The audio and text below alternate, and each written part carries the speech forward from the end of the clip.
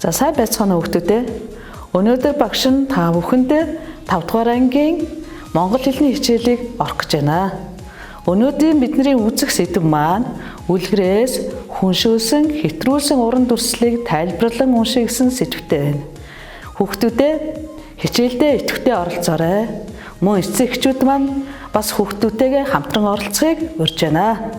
За хүүхдүүдээ дэлгэцэнд анхаарлаа хандуулаарай.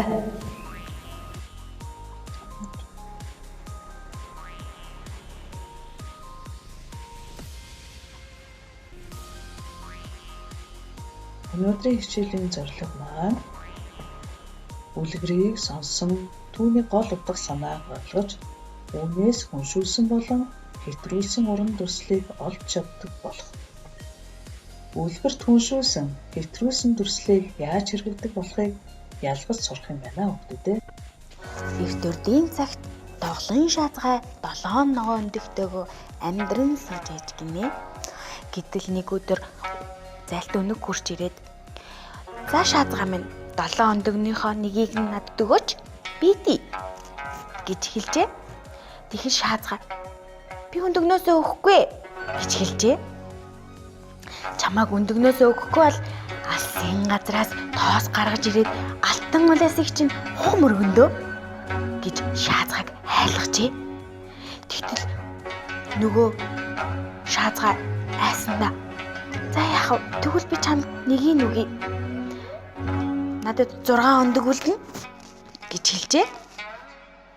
Тэгтэл нөгөө өнөг өдөр бүр хурж ирсээр хилдэг үгээ хэлсээр өндөг нь өдөр бүр авч явсаар агаад ганцхан өндөгтэй үлдэж гинэ. Тэгээд шаазгай уйлаа сууж байна. Гэтэл нэгэн хулган гарч ирээд "Шаазгай ихчээ, та юунд ингэж уйлав?" гэж асууж гинэ. Гэтэл шаазгай хулганд ингэж хариулжээ. "Би уулын 7 сайхан өндөгтэй байсан юм. Гэтэл нэг өнөг хурж ирээд өдөр бүр өндөгнөөс минь надад өгөөч гэж хэлээд хэрвээ чамааг өгөхгүй бол алсын газраас тоос манаргаж ирээд алтан улаасыг минь хуг мөргөн гэж айлхаад одоо би ганцхан өндөгтэй үлдчихлээ" гэж хэлж гинэ. Тэгтэл хулган шаазгаад үг зааж өгөх гин. "За тэгвэл та одоо өндөгнөөсөө өгөхгүй гэж хэлээрээ. Ингэж хэлэхэд чинь өнөг урдын л адил алтан улаасыг чинь хуг мөргөндөө" гэж хэлэх бах. Тэгэхдээ та ингэж хэл. "Алтан улаасыг чинь хуг мөрөгдөг эвэр чинь хаа вэ? Алсын газраас тоос манаргаж ирдэг туйраа чинь хаа вэ?" гэж хэлээрээ гэж гинэ. Гэтэл хэрвээ тэгж хэлэх юм бол чамд энэ үгийг хэн зааж өгөв гэж асуух бах. Тэгэхдээ та "Би өөрөө бодон оров, ухаан оров, санан санаа оров" гэж хэлээрээ гэж хулган зааж өгчээ. Гэтэл өнөөх өнөг ахин хурж ирээд шаазгаад "Надад ганц үлдсэн өндгөө өгч дээ. Шаазгай минь" гэж хэлж гинэ. Тэгтэл шаазгай "Өгөхгүй" гэж хэлж гин. Гэтэл өнөг ахиад л нөгөө үгээ "За тэгвэл чиний алтан сайхан улаасыг чинь алсын газраас тоос манаргаж ирээд хуг мөргөндөө" гэж хэлж гинэ. Тэгэхэд шаазгай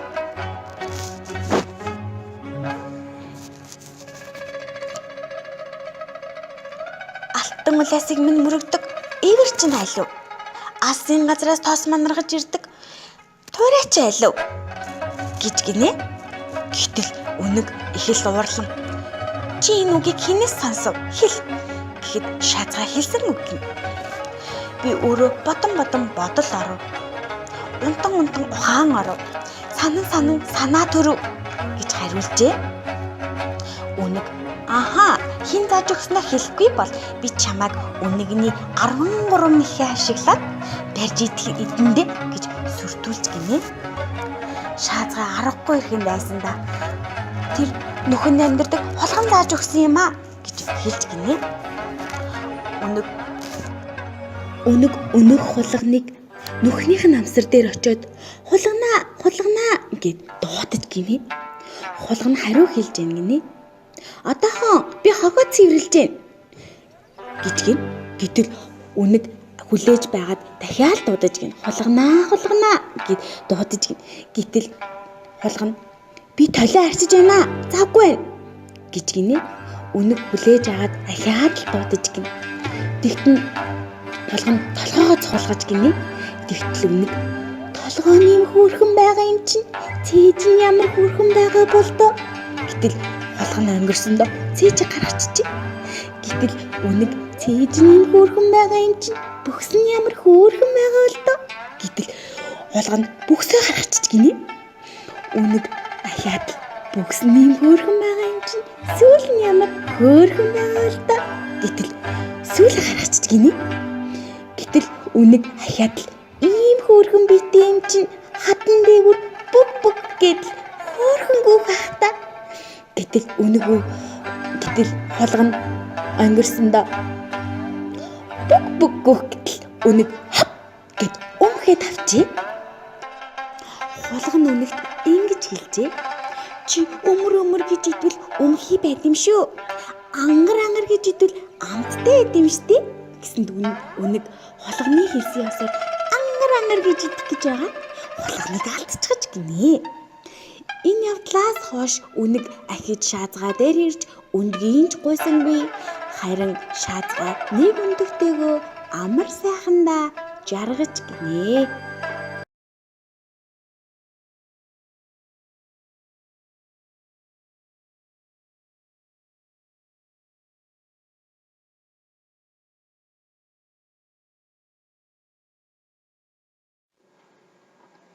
За хүүхдүүдээ үлгэрээ сонсож дууслаа. За энэ үлгэрт ямар амьттай харилцан яриа гарч байна? Зүйтэй, шаазгай, үнэг, огтон гурвын харилцан яриа гарч байна тийм ээ. За тэгвэл шаазгай, үнэг хоёр юу гэж ярилцсан юм бол? Хэдүүлээ сонирхъя. За үнэг хурч ирээд шаазгаанаас юу гэж хэллээ? 7 өндөгнөөсөө нэгийг өгөөч би идий гэсэн. Өндгөө өгөхгүй бол алсын тоосоо гарган алтан улаасыг чинь хуг мөргөн гэж үнэг хэлсэн байна. Тэгвэл шаазгай үгүй өгөхгүй. Алсын тоос гаргадаг туурай чинь хаа байна? Алтан улаасаа минь хуг мөргөдөг эвэр чинь аль вэ? гэж хэлсэн байна. За тэгвэл шаазгай, үнэг хоёр энэхүү харилцан ярьсан байна. Тэгвэл шаазгай, огтон хоёр юу гэж харилцан ярьсан юм бол? За шаазгай би 7 өндөгтэй байсан юм. Тэгсэн үнэг хурч ирээд өндөгнөөсөө өгөхгүй бол алсын тоосоо гарган алтан улаасыг чинь хуг мөргөн гэхээр нь аргагүй ирэх нь өгсөөр ганц өндөгтэй үлдлээ дээ гэсэн. За огтон шаазгайд ямар зөвлөгөө өгсөн бэ? Үнгийг дахиж ирвэл алсын тоос гаргадаг туурай чинь аль вэ? Алтан улаасыг минь хуг мөргөх эвэр чинь аль вэ гэж хэлээрэй гэж зөвлөгөө өгсөн байна. За шаазгай, хулгана хоёр энэхүү харилцан ярьсан. За тэгвэл огтон, үнэг хоёр юу гэж ярилцсан юм бол? Хулганаа гэд үнэг дуудсан. Хулгана юу лээ? Би хогоо цэвэрлэж байна гэсэн. Дахиад үнэг хүлээж аваад хулганаа гэсэн. Би толио арчиж байна гэсэн. Тэгсэн үнэг хулганаа гэсэн. Толгойгоо холгон цохиулахтал юу гэлээ? Толгойн ийм хөөрхөн юм чинь бүхс нь ямар хөөрхөн байгаа бол гэсэн. Бүхс нь ийм хөөрхөн юм чинь сүүл нь ямар хөөрхөн бол? Ийм хөөрхөн биетэй юм чинь хатан дээгүр гүүх нь ямар хөөрхөн бол гэж байгаа. Хулганыг ав гэд мөнгөцөн тийм ээ. Тэгтэл хулганы юу лээ? Өмөр гэж идэх юм бол өмхий байдгийг. Ангар гэж идэх юм бол амттай байдгийг гэж хэлэхэд Үүнийг ангар гэж амттай итгэж чаад булганаа алдсан. За энэхүү яах вэ гэхээр зэрэг амьтдын хоорондын харьцаа ингэж явагдаж байна. За тэгвэл энэ үлгэр шаазгай үнийг хулган огтон гурыг хооронд нь харьцуулж хүн шиг болгосон байна. Тэгвэл ингэж хүн шиг харьцуулж ингэж дүрсэлсэнийг уран зохиолын хүншүүлэг хэв маяг гэж нэрлэдэг байна хүүхдүүд. За тэгвэл шаазгай ямар хүнтэй адилхан бэ? Зүйтэй. Шаазгай бол аймхай, булчгар хүний дүрээр гарсан байна. За тэгвэл үүнийг ямар хүний дүрээр гарсан бэ? Маш залтай хүний дүрээр гарсан байна, тийм ээ? За тэгвэл огтон маань ухаантай, зоригтой хүний дүрээр гарсан байна. За тэгвэл хүншүүлэл гэж юу юм бэ? Үлгэрт голдуу адгуусан амьтныг хүний хэлээр ярьж, бодож сэтгэж, хүний үйл хөдлөл хийж байгаагаар дүрсэлсэн байдаг. Үүнийг уран дүрслэлийн хүншүүлэх ур маяг гэж нэрлэдэг байна хүүхдүүд. За тэгвэл одоо шаазгай үүнийг огтон гурав хүний ямар үйлдэл хийсэн бэ? За бүгдээрээ эргэн санацгаая. Дэвтэр дээрээ бичээрэй хүүхдүүдээ. Ямар хүний үйлдэл хийсэн болоо? За та нартай багшийнх нь бичсэн таарч гин үү? Шалгаарай. Шаазгай бол хүний хэлээр ярьсан, айгаад өндгөө өгсөн, уйлсан, огтны үгийг давдан хэлсэн, огтны зааж өгсөн. За үүнийг болохоор хүний хэлээр ярьсан, залмих гаргасан, 13 мэх хэрэглэхээр огтныг үгээр уяасан. За огт нь болохоор хүний хэлээр ярьсан, үг зааж өгсөн, хогоо цэвэрлсэн, толио арчсан, ухаалаг үг хэлж өөрийгөө аюулаас аварсан. За ийм хүний үйлдэлийг энэ мөр амьтан хийсэн байна. Та нартай тохирч байна уу хүүхдүүдээ? Сайн байна. За тэгвэл хэвтрүүлэл гэж юу юм бол? За бүгдээрээ хэвтрүүлэл гэж юу юм бэ үзцгээе. Юмс үзэгдлийн аль нэг шинжийг бага хэмжээнээс нь хэвтрүүлж илүү чадaltaй, илүү хурдтай, илүү сайхан болгохоор дүрсэлсэнийг хэвтрүүлэл гэж нэрлэдэг. За хэвтрүүлэл маань дотроо ихсгсэн хэвтрүүлэл буюу багасгасан хэвтрүүлэл гэж хоёр хуваагдана. За жишээ авч үзье бүгдээрээ. За 90 сайхан харангуй 3 настай улаатай мэрхэн дүүгээ дагуулад хүр инээлдэн хүрзэн чинээ шүдээ гаргаад гэсэн. За ийм өгүүлбэр. За энэ дээр багш нь тэр улаанаар тэмдэглэсэн байна. 3 настай улаатай мэрхэн дүүгээ дагуулад гэсэн. За тэгвэл энэ дээр 3 настай улаатай мэрхэн гээд хэвтрүүллийн багасгасан хэвтрүүлэлээр бичсэн байна. За дараа нь хүр инээлдэн хүрзэн чинээ шүдээ гаргаад гэв. Хүрзэн чинээ шүдээ гэдэг нь тийм том хүрц шиг том шүд гаргаад инээж нэгэд хэвтрүүлгийн ихсгсэн хэвтрүүлэмнийг бичсэн байна шүү дээ. За энэтэй адилхан бидний өнөөдөр үзсэн тоглоом шаазгай үлгэрийн ямар хэвтрүүлэл орсон юм бол? За уншицгаая.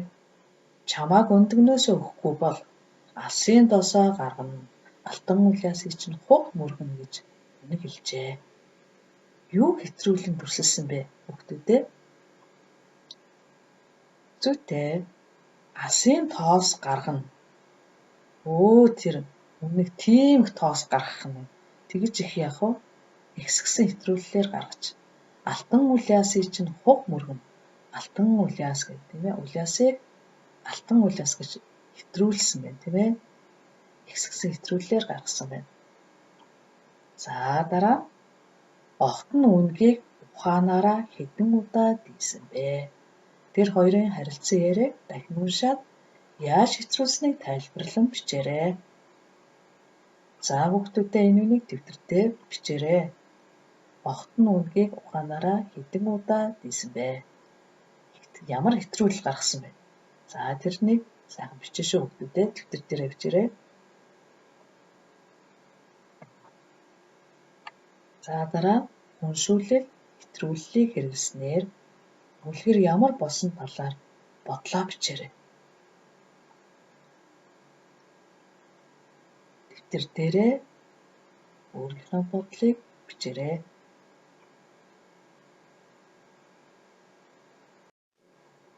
Гэрийн даалгавар. Хүншүүлэл, хэтрүүлэл орсон үлгэр зохиогоорой хүүхдүүдээ. За өнөөдрийн монгол хэлний хичээл идэвхтэй оролцсон хүүхдүүд та бүхэндээ баярлалаа. Дархлаагаа сайн дэмжиж гэртээ байцгаагаарай хүүхдүүдээ. Баяртай.